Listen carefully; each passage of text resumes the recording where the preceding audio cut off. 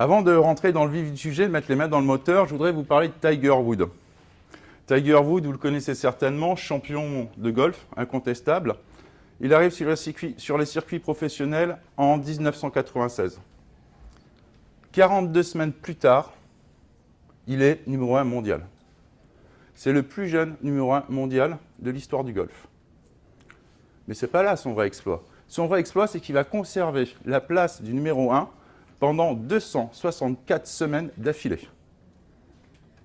Ce qui nous amène jusqu'en 2003.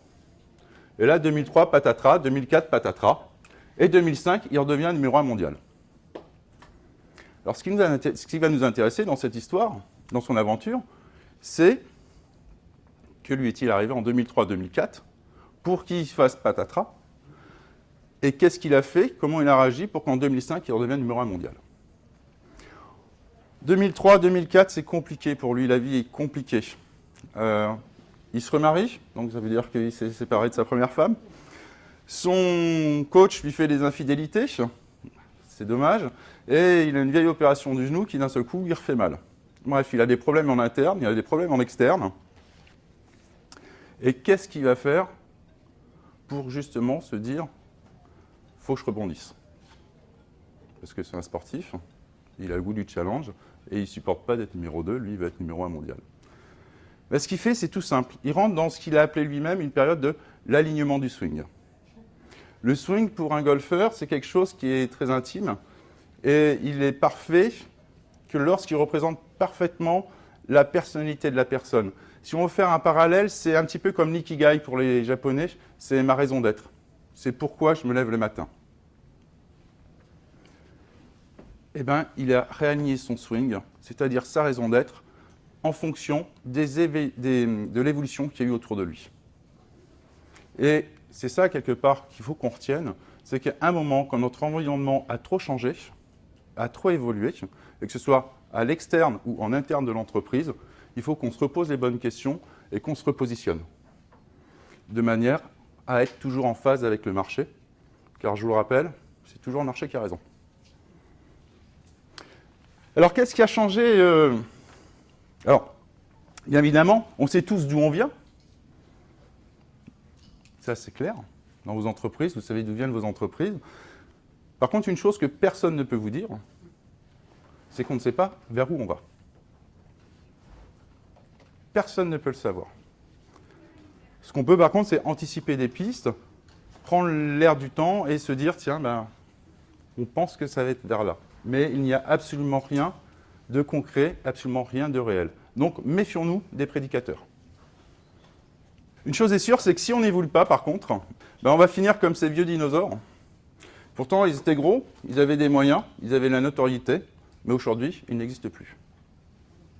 Alors, qu'est-ce qui a changé dans notre environnement? L'un des phénomènes les plus marquants, en tout cas les plus représentatifs, ça va être l'apparition de ce qu'on appelle les GAFAM, les BATX, etc., etc., je pense au Google, Facebook, a permis de faire une disruption sociétale. Et je parle vraiment de disruption sociétale. Là, on ne parle même plus de disrupter un business model, on disrupte complètement une société. Et on sait qu'on va disrupter une société à partir du moment où cette société va faire des règles pour contraindre notre business model. C'est le cas d'Uber, des entreprises qui gèrent des datas avec les RGPD. D'accord ? La société réagit. Donc là, on peut dire qu'ils ont disrupté, ils sont en pleine disruption sociétale, et on voit aujourd'hui que les usages ne sont plus du tout les mêmes. Ils ont disrupté, bien évidemment, des business models. Pour reprendre une phrase bien connue dans la Silicon Valley, leurs marges sont nos opportunités.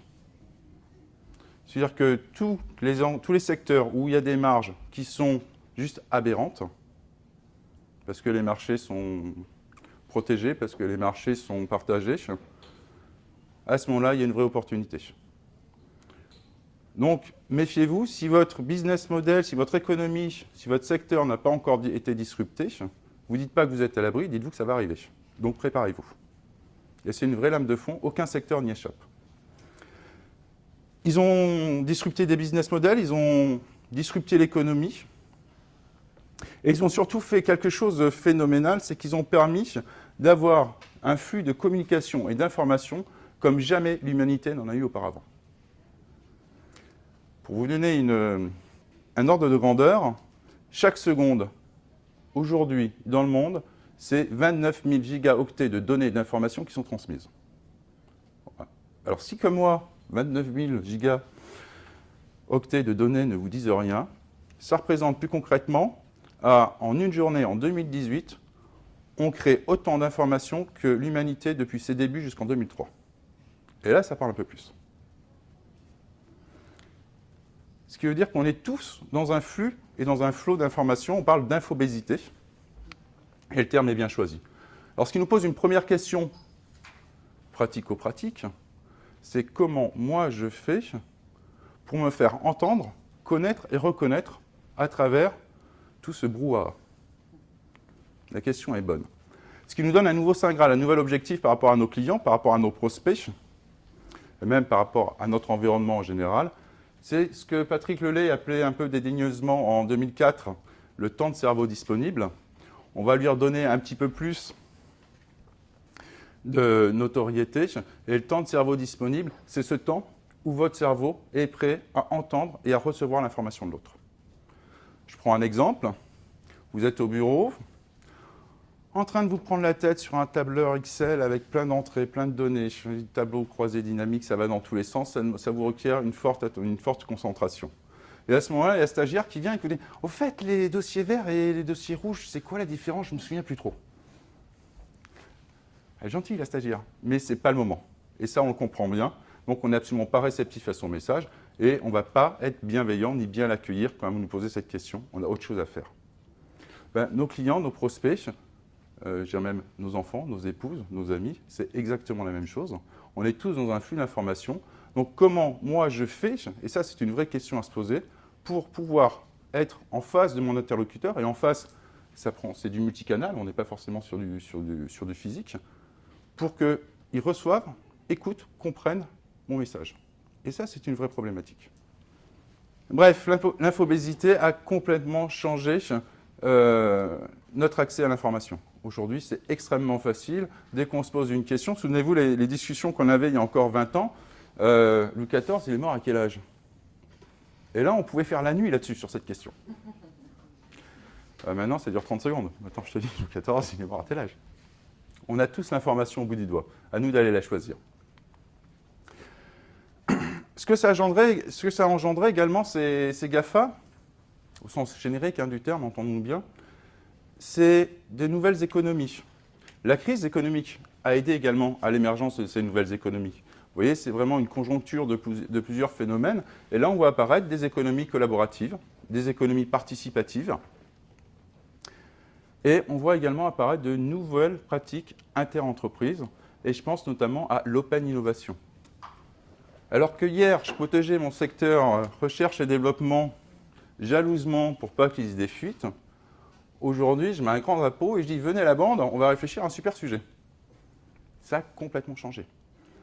L'open innovation, c'est selon KPMG, le seul moyen pour les entreprises de rester dans la course à l'innovation. Parce que dans mon entreprise, je n'ai pas à avoir assez de talents, ou si j'ai des talents, ils vont me coûter très cher, ou ils vont prendre énormément de temps pour avoir au même résultat que ce que je peux avoir en étant en open innovation.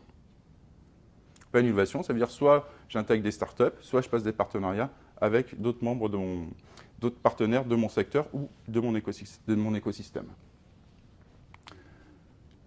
Forcément, s'il y a des nouvelles pratiques interentreprises, ça génère un nouveau management, puisqu'il faut qu'on revoie nos organisations. Donc, il faut également revoir notre management. Et là, également, on va être sur du management collaboratif, on va être sur du management participatif, on va réfléchir à avoir, et c'est le Saint Graal aujourd'hui en termes d'organisation, c'est de l'agilité.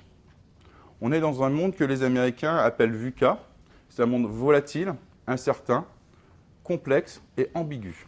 Pour pouvoir agir et réagir dans ce monde, il me faut de l'agilité. Si je n'ai pas d'agilité, je ne peux pas être aussi réactif et donc je ne peux pas rester dans la course. Mais finalement, ça impacte énormément notre société et notre entreprise.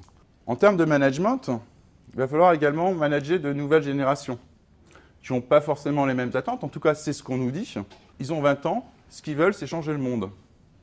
Qui, dans la salle, quand il avait 20 ans, n'avait pas envie de changer le monde? On a tous eu envie de changer le monde. La différence qu'il y a entre eux et nous, c'est qu'ils ont des moyens que nous n'avions pas.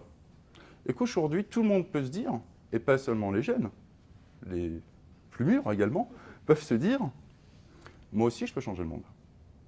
Et dans les entreprises qui disruptent les business models existants, il n'y a pas que des jeunes. Il y a aussi des cadres, des gens qui à 40 ans se disent, mais moi je peux révolutionner, je peux changer le monde dans ce business model. C'est une génération qui est connectée de manière naturelle et native. Alors entendons-nous bien, ça ne veut pas dire qu'ils connaissent complètement et maîtrisent l'application Office. Non. Hein, vous mettez un bachelier dans un classeur Excel, vous allez voir, vous allez pleurer. Par contre, ce que ça veut dire, c'est qu'ils ont la capacité, d'une manière naturelle, à pouvoir accepter et s'adapter à l'évolution des technologies. Concrètement, lorsqu'on nous change l'interface sur notre téléphone, sur notre box, sur notre ordinateur, sur nos logiciels, ouais, c'est chouette, mais ça m'oblige à tout reprendre et quelque part, est-ce que c'était vraiment nécessaire? Parce que ça me prend de l'énergie de me réadapter à chaque fois. Mais pour eux, pour cette nouvelle génération, c'est complètement naturel de se réadapter systématiquement. Et ça, c'est une grande force qu'ils ont, que nous n'avons pas. Et puis, c'est l'apparition également de ce qu'on va appeler l'intelligence artificielle. Et l'intelligence artificielle, elle va complètement disrupter, j'emploie ce terme avec le vrai sens qu'il a, la relation que l'on a par rapport au travail. Ça va mettre énormément de métiers, et voire toutes les professions, dans une phase où il va falloir se réinventer. Je prends un exemple lié au commercial. Le commercial, ce qu'on appelle le preneur de commande, il fait le tour des popotes, hein, et généralement, tous ses clients, il vous dit « mais si vous en prenez 12, je vous fais le 13e gratuit. » quoi. Ce commercial n'a plus de raison d'être. Il n'apporte aucune valeur ajoutée, et l'intelligence artificielle va pouvoir faire beaucoup mieux que lui. Et en plus, l'intelligence artificielle n'oubliera pas de parler des ventes additionnelles, des promos du moment, etc. Ce que le commercial qui fait la tournée va avoir tendance à oublier, dû à la routine notamment. C'est également des métiers comme comptable. Comptable, c'est un métier qui requiert quand même énormément de gymnastique, qui est très technique. L'intelligence artificielle va pouvoir le faire. C'est juste analyser des chiffres, d'où ils viennent, dans quel cas je les mets.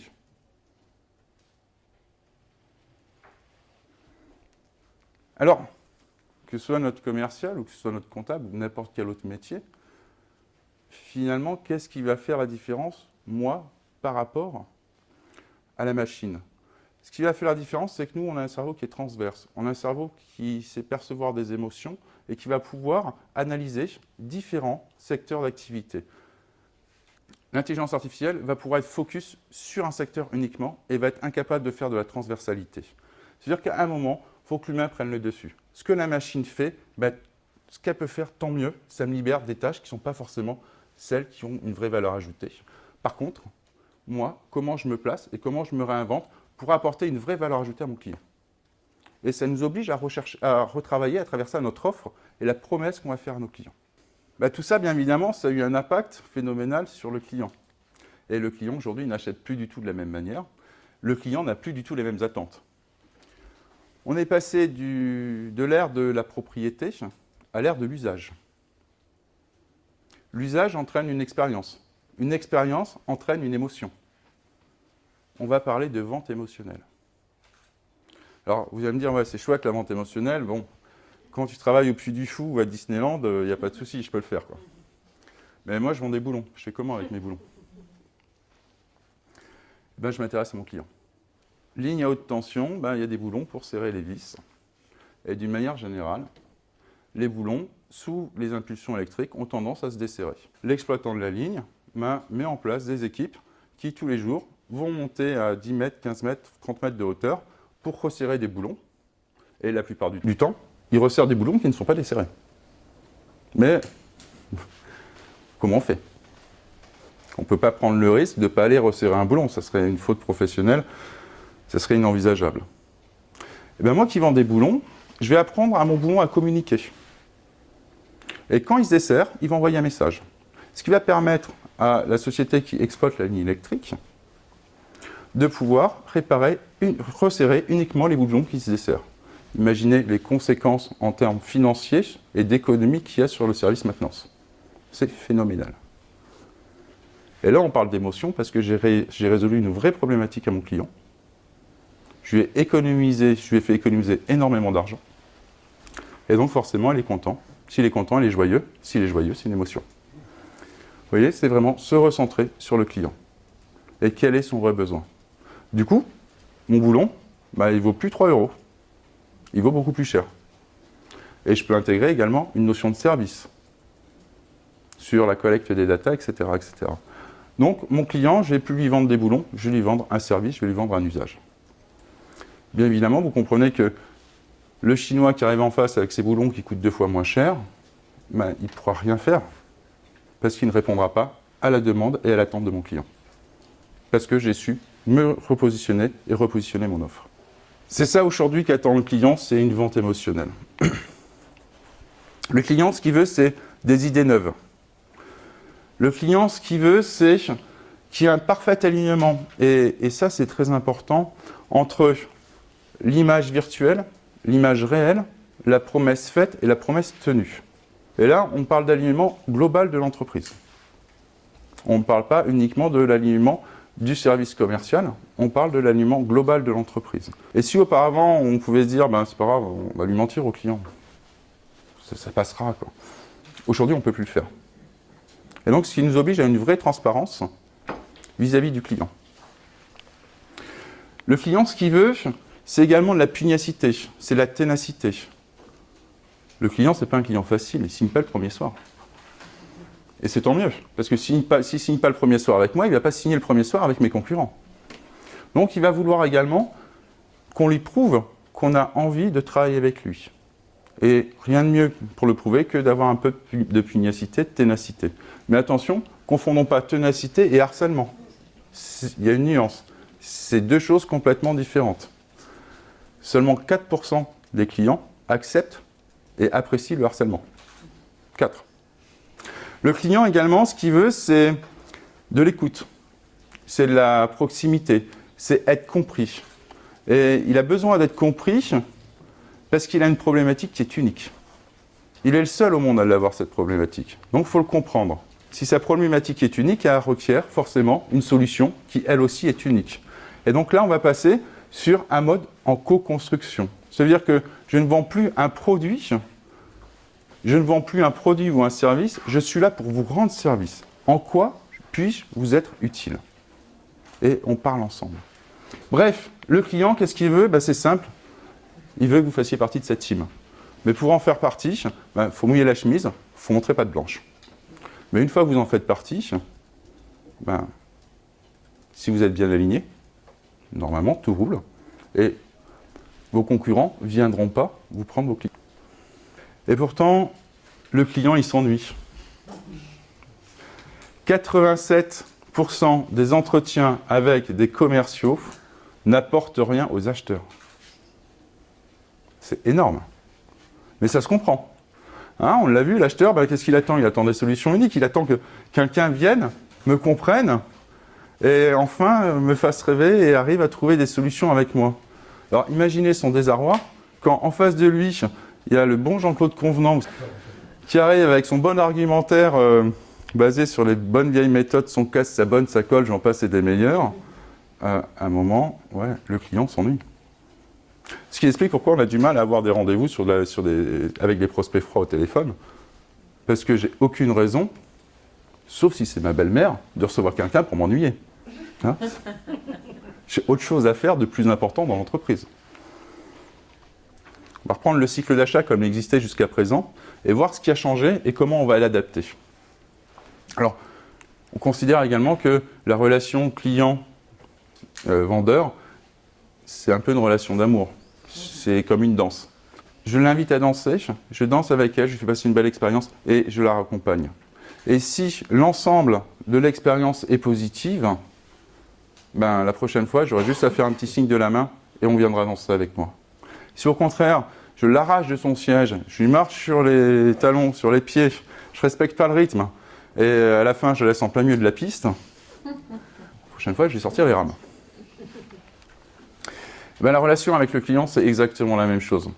On va prendre à gauche le cycle d'achat, à droite le cycle de vente. Donc comme il est vu, traditionnellement, on ne rentre pas dans le détail de chaque entreprise. Du côté du cycle d'achat, ben, l'acheteur va reconnaître et anticiper ses besoins.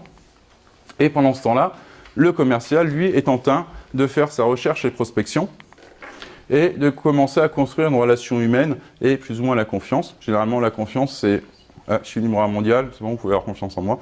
Je m'appelle Jean-Claude, c'est bon, j'ai fait le travail. » Bref, une relation, une construction de la relation humaine qui était plutôt négligée, dans un premier temps. Et puis, ben, à force de taper aux portes, de décrocher des téléphones, je trouve un prospect, ça tombe bien, je vais lui faire une découverte client. Là-dessus, je lui fais une proposition, et je prépare mon bon argumentaire. Lui, pendant ce temps-là, l'acheteur, ben, il reçoit mes propositions, il recherche d'autres solutions, il analyse les différentes solutions qu'on lui propose, et ensuite on rentre dans une phase de négociation et de choix. On voit d'ailleurs que plus on avance sur ce cycle de vente, et plus on est tendu. Oui.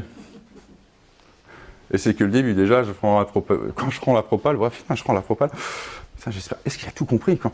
Et là, ça commence à poser des questions et à travailler dans la tête. Bref, il ne reste plus qu'à clore le business et mettre en place la solution. Alors là, bien évidemment, quand on va clore le business, on va sortir les rames, on va sortir les arguments. C'est moi le plus beau, c'est moi le meilleur, c'est moi, je suis gentil. Je vous invite dimanche à manger des tartes avec moi si vous voulez. Signez le contrat, s'il vous plaît, j'en ai besoin. L'acheteur, lui, procède au suivi de la commande et de la livraison et ensuite rentre dans une phase de règlement. Il ne lui reste plus ensuite qu'à évaluer la performance. Et le commercial, bien évidemment, rentre dans une phase de développement et de rétention et de développement de son client. Ces phases qui, généralement, en entreprise, sont assez bâclées, puisqu'on préfère, certainement parce que ça coûte plus cher, aller chercher des nouveaux clients plutôt que de s'occuper de nos clients. Je sais pas. Bref. Ce qui a changé dans tout ça, dans ce cycle de vente qui marchait plutôt bien, on arrivait à faire des affaires, on arrivait à avoir des bonnes relations. Ce qui a changé, c'est qu'aujourd'hui, avec tout cet environnement, l'acheteur va réaliser 57% de son parcours d'achat sans l'aide d'un commercial. Et là, il y a une vraie rupture. Le commercial, auparavant, il arrivait chez le prospect, il l'acculturait, il créait le besoin et il réalisait la vente. Et c'est parti. Maintenant, il n'a plus besoin d'acculturer le client en sait des fois même plus que lui. Alors, soit il est surinformé, soit sur-mal informé, tout existe, on a tous les cas de figure. Et le besoin, il le connaît déjà. Il a déjà ses pistes au niveau des solutions. Même s'il sait qu'il n'a pas forcément la solution idéale, il est en tout cas bien avancé sur la recherche de sa solution. Ce qui va faire qu'à un moment, au niveau des 57%, il s'est établi une shortlist. Et il va dire, moi, je veux travailler avec lui, lui et lui.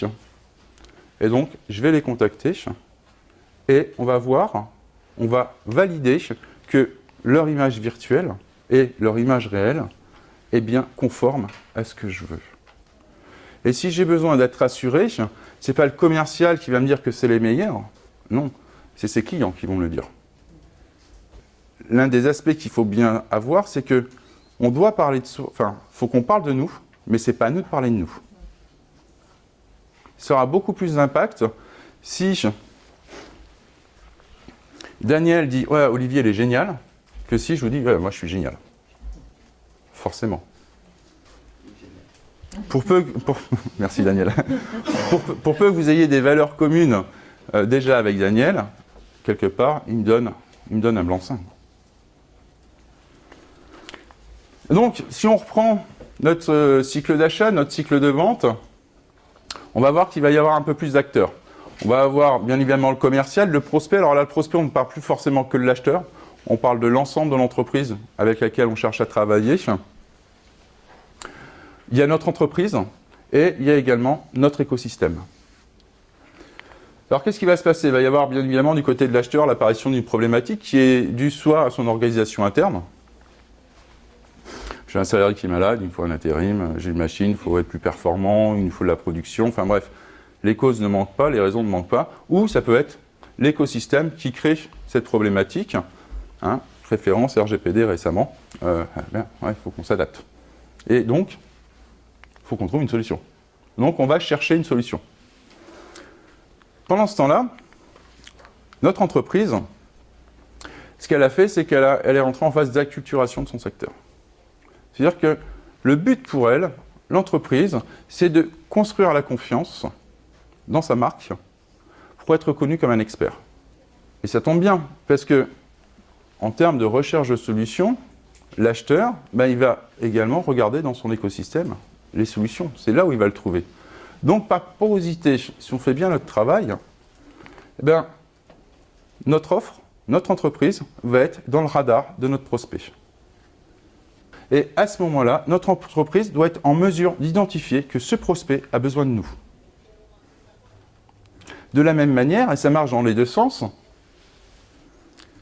le prospect a dû identifier chez nous un fournisseur de solutions possibles. Et il est fort possible que ce soit lui qui nous appelle ou que ce soit nous qui l'appelions. Ça marche dans les deux sens. Et c'est à ce moment-là où on va réellement construire la relation humaine.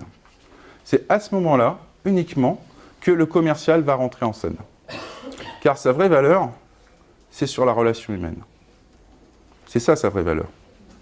Sa vraie valeur, c'est pas de remplir des KPI. On reviendra dessus. Il construit la relation humaine, donc rapprochement, soit à l'initiative du prospect, soit à l'initiative de l'acheteur. Et là ensuite, qu'est-ce qu'on va faire ? La première chose que va faire le commercial, c'est d'abord de valider les besoins et ensuite de co-construire avec lui la solution.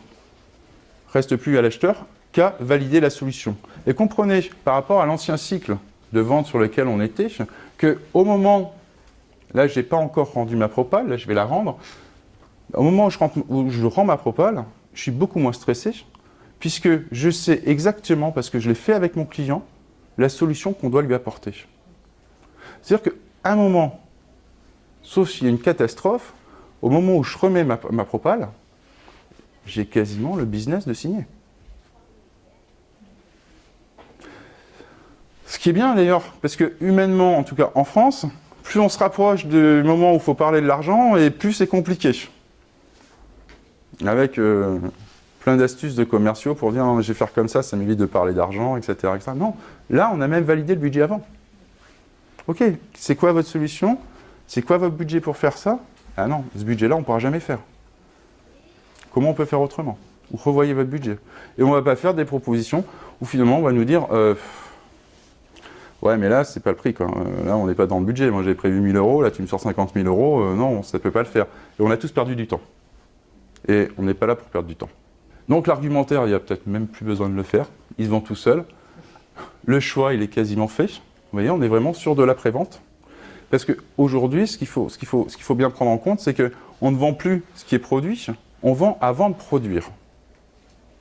Et je vais même aller encore plus loin. Si on prend l'exemple de Tesla, l'année dernière, il a prévendu une voiture qui n'existait pas. Il a dit, donnez-moi de l'argent, vous me donnez 3 000 $ chacun, et je vais vous construire une super voiture. Il a levé comme ça plus de 340 millions de dollars. Au passage, il disrupte les appels de fonds classiques, les actionnaires, les banquiers, et j'en passe et des meilleurs. Juste par la prévente. Après, attention à la promesse. Si la promesse n'est pas tenue, c'est une catastrophe. Il n'y a plus qu'à clore et mettre en place la solution. Bien évidemment, là, le commercial est toujours en première ligne. Et au moment où on va passer au règlement parce que le client est satisfait, là, c'est notre entreprise qui reprend le lead. On n'a plus besoin du commercial pour encaisser l'échec. En revanche, ça ne veut pas dire qu'il n'est pas en support. S'il y a un problème pour toucher le règlement, appelle ton client pour voir ce qui se passe.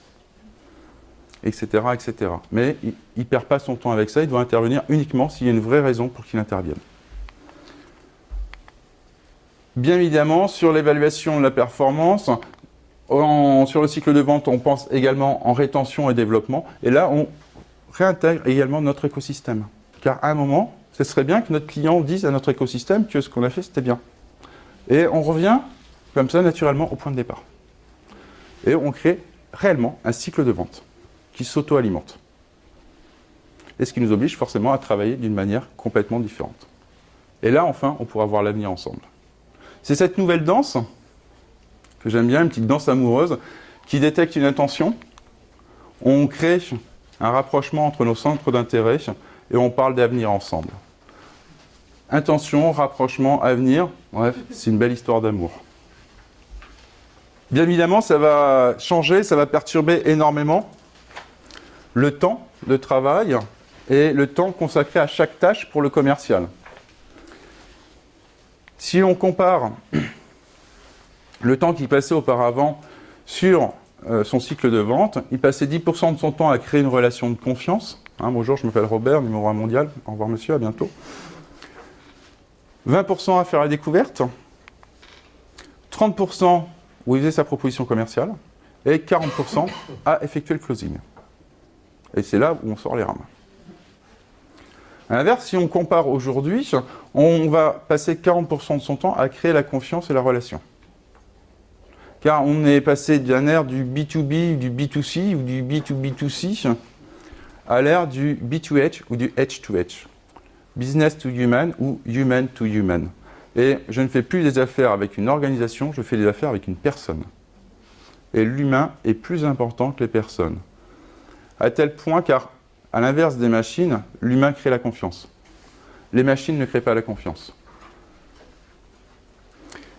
Aussi extraordinaire que ça puisse être, on n'a jamais eu besoin d'autant de relations humaines que depuis qu'on est rentré dans un monde numérique.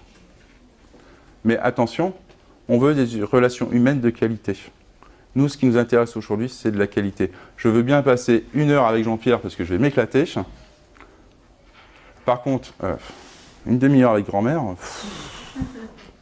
30% sur la découverte client, évidemment, puisqu'on va être dans la co-construction, on va aller beaucoup plus loin dans la découverte du client. Par contre, ça va nous faire gagner énormément de temps sur la proposition commerciale. Et le closing, on va quasiment plus y passer de temps.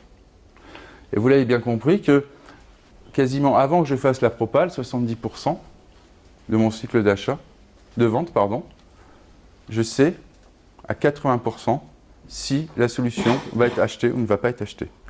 Ce qui, en termes de prévision des ventes, ce qui influe forcément sur la production, va me donner une meilleure visibilité, une meilleure fiabilité. Ça va nous obliger également à avoir d'autres services. On ne va pas demander au commercial de faire l'ensemble de la chaîne, il n'a pas forcément toutes les capacités et toutes les compétences pour le faire. Donc on va pouvoir segmenter, mais ce qui veut dire également qu'on va travailler avec d'autres services. Et là, on reparle de transversalité et comment on va faire pour travailler avec les autres services. Alors on va reprendre le pipeline de la vente. Là, on va parler dans un premier temps, on va le séparer en 3. D'attractivité, c'est ce qu'on va appeler la pré-vente. Et là, c'est l'affaire de tous. Aussi bien du marketing, des sales, des RH. Il faut imaginer comment on peut être attractif. Et j'ai bien parlé des RH, vous allez voir pourquoi. Réalisation, là c'est la vente proprement dit, c'est le cœur du métier, c'est là où le commercial intervient, c'est là où il a sa vraie valeur ajoutée. C'est face au client. Puis ensuite, on passe sur une phase de post-vente. Et là, on est sur la rétention et le développement. On s'aperçoit bien évidemment qu'il va falloir la communication entre tous ces services, des managements transverses et comment on fait pour parler au marketing quand on est commercial sans parler du service communication pour sortir enfin de ce cercle vicieux qui, si je ne vends pas, c'est à cause du marketing. Non, c'est la com qui est mauvaise. Non, c'est les vendeurs qui sont mauvais. Non, il faut sortir de ça. Si on ne vend pas, c'est que notre entreprise est mauvaise. On s'arrête un petit peu sur la partie attractivité et rétention, puisqu'on peut imaginer les traiter à peu près de la même manière. Et je ne peux pas m'empêcher de faire un parallèle avec le métier des RH et particulièrement celui du recrutement. Car aujourd'hui, qu'est-ce qu'on fait pour recruter ? On va attirer des talents. Et on utilise les mêmes leviers. Et de la même manière, nous, ce qui nous intéresse dans l'entreprise, après, c'est de retenir et de développer nos talents. Et là, c'est pareil, on va pouvoir utiliser des leviers qui vont être semblables. Donc, on va peut-être à un moment pouvoir se dire, tiens, en cassant les silos, on peut peut-être créer des synergies. Et je vous rappelle qu'on doit avoir un alignement entre l'image de notre entreprise au sens large et la promesse qu'on va faire. À un moment, c'est pas stupide d'avoir une vision globale de son entreprise et de créer des synergies comme ça sur les services. Intéressons-nous un peu plus, parce qu'on est là pour ça quand même. Qu'est-ce qui se passe dans le tube maintenant du vendeur? Le vendeur, lui, il va créer la relation humaine, il va rentrer dans la découverte, il va ensuite valider les besoins, co-construire, faire sa proposition commerciale, négocier, et bien sûr, ensuite, il termine avec du closing. À tout moment, on peut revenir à l'étape précédente, et principalement avant la proposition commerciale. C'est-à-dire que je fais une découverte de mon client, on commence à construire, et je dois être, et ça c'est un nouvel état d'esprit, c'est une nouvelle posture, je dois être en découverte permanente. Pouvoir étudier et tirer profit de tous les indices, de toutes les pistes que va pouvoir me donner d'une manière volontaire ou involontaire mon client. Car le client a souvent un besoin avéré, mais il a souvent un besoin caché, et il n'y a qu'avec la confiance qu'il va vouloir se dévoiler, et qu'on va pouvoir comprendre ces codes de communication. Donc ça va nous demander beaucoup plus de temps en présence avec le client pour le comprendre. C'est pareil, ça a à inclure dans le temps du commercial et dans le coût d'acquisition client. Bref, on a les pré-ventes, on a les ventes, on a les post-ventes, management transverse, communication dans tous les sens, et tout ça pourquoi? Parce qu'on va avoir un objectif collectif. C'est fini les objectifs individuels. C'est fini le temps où le commercial est seul face à son client. Non, le commercial n'est plus seul face à son client. Le commercial est avec une équipe. Et c'est l'équipe qui va permettre, chacun ayant son rôle, chacun pouvant permettre la réalisation de l'affaire. Et ça dans le temps. Ce qui nous oblige, comme on était sur un objectif collectif, si on parle de rémunération, on y reviendra tout à l'heure, va nous obliger également à réfléchir non plus à des primes individuelles, mais davantage à des primes collectives. On rentre en mode projet. Alors actuellement, la communication, comment ça se passait? Dans le service commercial, ça se passait comme ça. Je ne précise que les communications explicites, celles qui apparaissent dans les organigrammes. Les communications implicites, à la pause café, aux toilettes, à la pause cigarette, tout ça n'en font pas partie puisque c'est implicite. Et on voit rapidement que dès qu'on rajoute le service marketing, ou si on rajoute le service communication, rapidement ça devient compliqué pour Ginette qui est à la com de faire passer le message à Gérard qui est au marketing. Parce que le message, le temps qu'il monte, le temps qu'il redescende, à un moment il va être un peu dilué. Il faut qu'on casse les silos. Et on parle aujourd'hui de ce marketing, c'est-à-dire de commercial mélangé à du marketing. Alors bien évidemment, c'est les marketeurs qui ont trouvé ça, parce que ce marketing, on retient surtout le marketing. Mais je dirais même que dans l'esprit, on peut aller encore plus loin. Et on peut vraiment faire collaborer en fonction de vos activités, de vos organisations, tous les services ensemble. Alors bien évidemment, ça disrupte complètement la bonne vieille pyramide, organisation pyramidale, voire même l'organisation en râteau. Et la question est comment on va faire justement, ou de comment on va s'inspirer pour avoir des organisations qui vont répondre à ce que les Américains appellent un monde VUCA, volatile, incertain, complexe et ambigu. Alors, les Américains et pas que, de plus en plus d'entreprises réfléchissent et vont voir les militaires. Alors, pas n'importe quel militaire, on parle des commandos. Vous savez, c'est ces groupes d'experts qui, indépendamment, moi je suis un expert, j'ai besoin de personne, je suis un caïd, mais pour réussir la mission, il faut que j'interagisse avec les autres experts, car tout seul, je n'y arriverai pas. Et de plus en plus, les entreprises s'intéressent à ce mode de management avec des experts qui cohabitent et qui collaborent ensemble, sans avoir forcément besoin de parler aux 300 soldats qui sont à côté, qui n'en ont absolument rien à faire. Donc sur un mode VUCA, la place du management change. Et si dans les schémas précédents, vous aviez le pouvoir parce que vous aviez l'information, c'est l'information du pouvoir, tant que j'ai l'information, je détiens le pouvoir. Et les gens vont venir me réclamer l'information que je vais pouvoir leur donner, car j'ai le pouvoir, ou pas. Et donc cette guerre du pouvoir, ce pouvoir par l'information, aujourd'hui ne doit plus exister. Il va falloir lâcher ses égos à un moment. Et c'est pas facile, je concède. Et on va être davantage dans une position de chef d'orchestre où moi, mon rôle, ça va de m'assurer que chacun de mes experts communique avec les autres. Mon rôle, ça va être également de m'assurer que chacun de mes experts a des conditions optimum pour réaliser sa mission. Si un de mes experts me dit « j'ai pas réussi ça parce qu'il me manquait ça », c'est de ma faute parce que j'ai pas su mettre les conditions nécessaires à sa réussite. Donc ça change forcément la posture, ça change forcément les interactions entre chacun. Le rôle de manager n'en sera pas plus facile, bien au contraire. Parce que là, il va falloir arriver à manager, à coordonner et à gérer différents projets, différents caractères, différentes personnalités. Dans certaines entreprises, notamment dans ce qu'on appelait les SS2I, grosse pénurie de main-d'œuvre, dès qu'il va falloir coder, il manque énormément de personnes, ils embauchent ce qu'on appelle des Chief Happiness Officers. Des chefs du bonheur au travail. C'est chouette. Alors, ils sont pas là pour organiser des goûters d'anniversaire, sapin de Noël, j'en passe, c'est des meilleurs. Non, leur travail, c'est vraiment de s'intéresser à toutes les problématiques que vont rencontrer leurs collaborateurs pour leur donner des vraies conditions de travail. Parce que ma main-d'œuvre, c'est mon talent. En France, c'est pas inscrit au bilan, mais au bilan des entreprises, mais la première force d'une entreprise, c'est quand même son capital humain. Quelle que soit sa taille.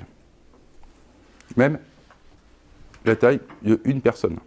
Vous enlevez la personne, l'entreprise n'existe plus. Donc le talent des entreprises, la valeur des entreprises repose sur leur talent.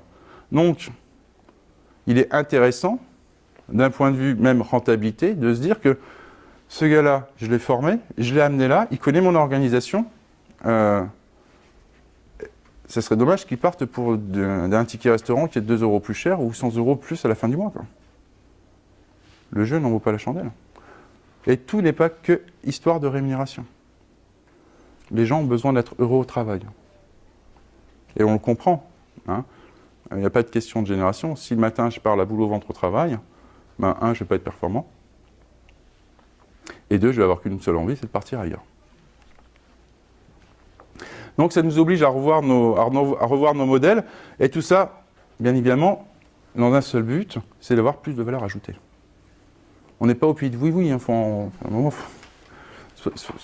soyons très terre à terre, on est là pour faire de la valeur ajoutée. On est là pour vendre avec des marges, et pas pour être le plus riche du monde. Non, ça n'a aucun sens. Juste pour assurer les investissements de notre entreprise, pour rester compétitif et pour payer le salaire de nos collaborateurs. C'est à ça que sert la marge et c'est pour ça qu'on doit avoir de la valeur ajoutée. Si je n'arrive pas à créer de valeur ajoutée sur mon offre, c'est mon entreprise que je mets en danger. Et pour ça, on va avoir besoin de toute l'entreprise. C'est-à-dire que ce n'est plus que le commercial qui vend. J'aurais tendance à dire tous commercial. Alors, bien évidemment, on ne va pas tous être commerciaux, ça n'aurait aucun sens, mais par contre, on peut tous être client-centriques. C'est-à-dire que faire comprendre à nos collaborateurs que ce n'est pas le patron qui paye les salaires, c'est le client. Et que sans le client, il n'y a pas de salaire. Aussi simple que ça. Donc notre amie Ginette à la compta qui en a marre d'envoyer des factures et qui raccroche le nez du client, sans parler de Robert à l'expédition, enfin bref, j'en passe et des meilleurs, vous voyez tout ça aussi bien que moi, sans parler dans les couloirs, mais attends, qu'est-ce qu'il a encore vendu, le commercial, c'est n'importe quoi. Ah ouais, le commercial, il te rapporte du travail quand même. À un moment, tu peux lui dire merci. Redonner également une vraie valeur au commercial, puisque aujourd'hui, le commercial est souvent considéré comme un pompier. Et dès qu'il va falloir parler à cette bête étrange qu'on appelle en entreprise le client, on appelle le commercial. Là, c'est son travail, vas-y, fais-le. Mais attends, c'est des factures, j'ai pas besoin de perdre mon temps pour te dire que la facture, le client, il veut comme ça, je te l'ai écrit. Non, on est client-centrique. Et donc, ce qui nous intéresse, c'est le bien-être du client. Et alors, le commercial, si c'est pas le pompier, qu'est-ce qu'il fait le commercial aujourd'hui en entreprise? Le commercial en entreprise, il passe beaucoup de temps en réunion, beaucoup de temps en tâches administratives, en formation, et 24% de son temps, enfin moins d'un quart de son temps, dans ce qui doit être le cœur de son métier, c'est-à-dire la relation client. C'est dommage. Hein, c'est comme si j'avais une équipe avec Zlatan. On parle de football en ce moment. J'ai une équipe avec Zlatan, mais Zlatan, je le fais jouer 20 minutes. Le reste, il va couper des citrons. Son salaire le mérite. Hein. Ça n'a pas de sens. Donc, et dans ces 24%, bien évidemment, est inclus le temps de déplacement. Hein, parce que le commercial va réaliser quand même, pour 50% d'entre eux, entre 30 et 60 000 km en voiture par an. Ce qui l'expose à des risques, hein, des risques réglementaires qui peuvent avoir également une incidence sur sa vie privée. Ah non chérie, j'étais en retard à mon rendez-vous, on va pas en week-end. Je n'ai plus mon permis. Des risques mécaniques, bien évidemment, et ne l'oublions pas, des risques d'accidents. Les accidents de la route sont la première cause d'accidents en entreprise en France. Alors notre commercial, il fait entre 3/4 et 1,5 fois le tour de la planète chaque année, sans forcément quitter la France. Important. Ce qui va l'obliger, bien évidemment, à avoir, pour 39% d'entre eux, 5 nuits ou plus par semaine en dehors de leur foyer. Donc comprenons bien également que ça a une influence assez négative sur l'équilibre vie privée, vie professionnelle. Ah chérie, t'es là, chouette. On va pouvoir partir en week-end. Ah bah non, je n'ai plus mon permis. Ça peut devenir très compliqué. Et pourtant, au XXIe siècle, on pourrait peut-être se dire qu'il y a peut-être des moyens de rouler moins pour la sécurité de nos salariés, pour la planète, pour nos investissements, pour notre trésorerie, tout simplement. D'avoir moins de réunions. Je n'ai pas dit qu'il fallait supprimer les réunions, mais avoir peut-être des réunions qui soient plus instructives et efficaces. Avoir moins de tâches administratives. Et tout ça dans un seul but, avoir évidemment beaucoup plus de relations clients. Et mathématiquement, si j'ai plus de relations clients, j'aurai plus de valeur ajoutée. Mais bon, on l'a vu, le commercial, il va à travers vents et marées, il traverse la planète, il n'est jamais chez lui, ou rarement. Donc on pourrait se dire, et grâce à lui, l'ensemble des salariés vont pouvoir avoir une activité, vont pouvoir avoir un salaire. Et là, c'est le drame, puisque seulement 34% des commerciaux déclarent avoir un retour positif de la part de leur entreprise. C'est-à-dire que là, on parle d'un poste où finalement mes collaborateurs n'ont même pas la reconnaissance du ventre. C'est dur comme message à faire passer. Alors qu'à l'inverse, ils sont 60% à avoir un retour positif de leurs clients. Ce qui, au passage, casse une image du vendeur, arnaqueur, voleur, puisque si tel était le cas, comment se fait-il que 60% d'entre eux auraient des retours positifs de la part de leurs clients. Et donc le commercial, il est plus aimé par son client que par son entreprise. Et puis en plus, quand je rentre dans l'entreprise, tout le monde me fait la tête. Bref, j'ai pas forcément envie de rester. Donc la solitude et la pression génèrent du mal-être, ce qui est normal. Et je commence à regarder dans les champs d'à côté si l'herbe est plus verte. Peut-être pas plus goûteuse, mais plus verte. Ce qui forcément va générer une baisse de mon chiffre d'affaires. Et si je décide de quitter mon entreprise, va générer également une charge supplémentaire sur les autres services. Je pense entre autres au RH, que ce soit sur le recrutement ou sur la formation. Bref, je me retrouve dans une situation où parce que je ne me suis pas occupé de mon commercial, je me retrouve avec un chiffre d'affaires en baisse, une augmentation des charges, une rentabilité en berne. Alors, notre commercial, il faudrait peut-être lui apporter un peu plus de chaleur. C'est son métier, il apporte de la chaleur aux clients. Aujourd'hui, on ne parle plus de valeur ajoutée, on parle de chaleur ajoutée. Mais le commercial, qui c'est qui lui donne de la chaleur? Parce que bon, s'il veut en donner, il faut qu'il en reçoive aussi. Alors, qu'est-ce qu'il veut, notre commercial, pour avoir cette chaleur? Ça commence par la reconnaissance, tout simplement. Et vous allez voir que ce n'est pas spécifique au métier de commercial. Alors la reconnaissance, ce n'est pas qu'une tape sur l'épaule, bravo mon gars, ou tiens, tu as une prime à la fin du mois, ça en fait partie, mais ce n'est pas que ça. La reconnaissance, l'un des plus grands leviers de la reconnaissance, c'est la confiance. Alors, entendons-nous bien, la confiance, c'est quelque chose qui se mérite, ce n'est pas quelque chose qui se donne. Dans certains cas, on peut nous la kidnapper. Hein. J'ai un accident de voiture, je me retrouve aux urgences. Il y a un chirurgien qui va m'ouvrir le ventre. Je le connais ni Nav ni Ladan, je ne l'ai même pas vu, mais je n'ai pas d'autre choix. Là, avec nos salariés, avec nos clients, c'est complètement différent. On a le temps de construire la relation de confiance. Et ça veut dire aussi à un moment qu'il faut peut-être revoir nos parcours d'intégration et arrêter de supposer. Et de dire, tiens, une tâche, pour qu'elle soit bien faite, en tout cas qu'elle soit faite dans les règles de l'art, selon les critères de notre entreprise, c'est ça et c'est ça. Et une fois que le salarié a compris que c'était ça, ça et ça, eh bien, quand il nous dit la tâche est faite, la tâche est faite. On parle le même langage. Je vais arrêter de perdre du temps, j'ai autre chose à faire que de payer des gens très chers pour vérifier ce qu'ils font. Ça n'a aucun sens. Donc ça demande de la transparence, ça demande de la confiance, et ça dans tous les sens. Mais c'est des choses qui se construisent avec le temps. C'est évident. Ce qui veut notre commercial également, c'est avoir du sens à son travail. On parle de la génération Y. Alors c'est n'importe quoi, c'est une fausse traduction de White Generation, la génération du pourquoi. Parce que les jeunes demandaient, mais pourquoi je dois faire ça? Et pourquoi? Et pourquoi? Bref, ils s'intéressaient. Et nous, de la même manière, on a aussi besoin d'avoir un sens à notre travail. Pourquoi je me lève le matin? On ne se lève pas que pour l'argent. C'est un levier qui est très limité.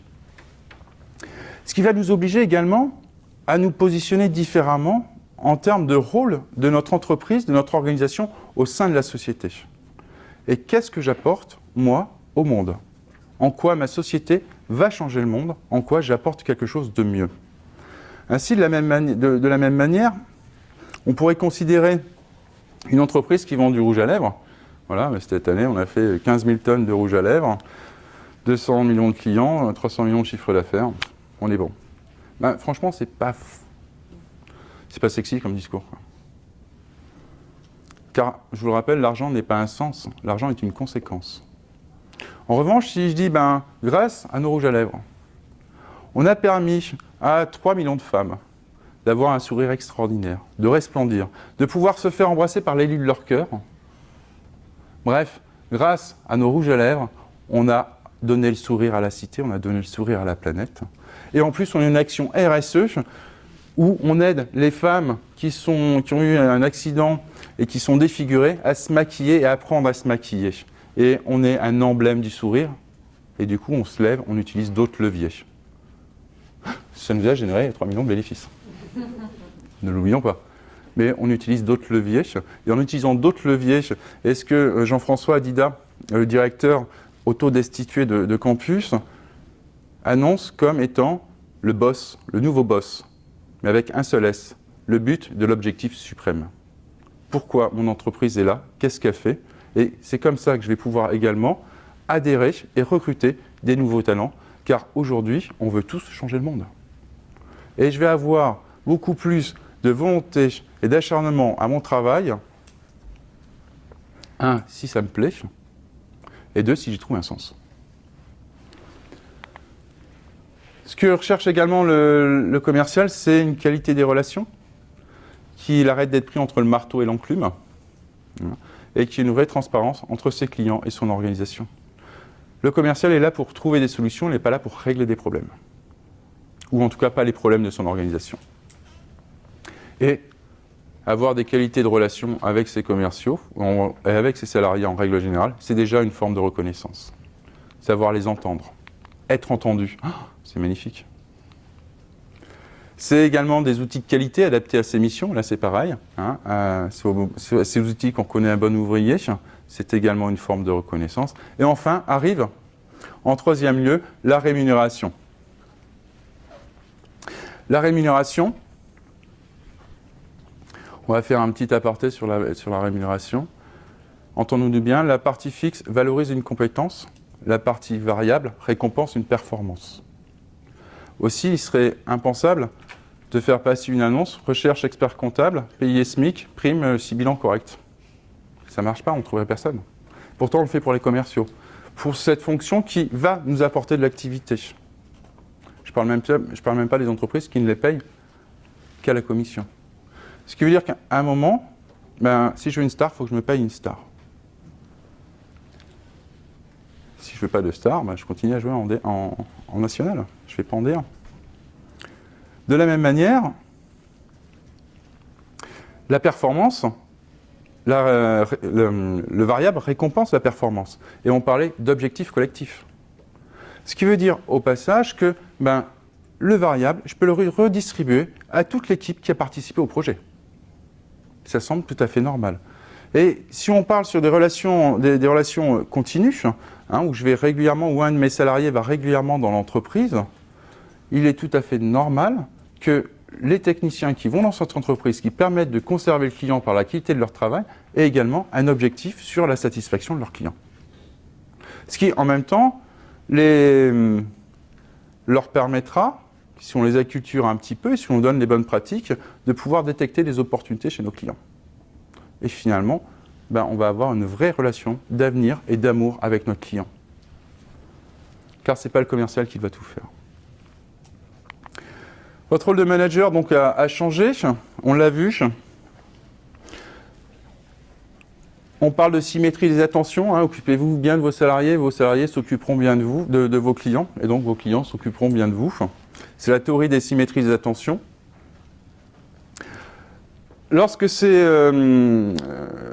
comment il s'appelle, Arnaud Deschamps, DG de Nespresso, qui met ça en place, il réussit à révolutionner complètement l'usage du café et à vendre son café 40% plus cher que la concurrence.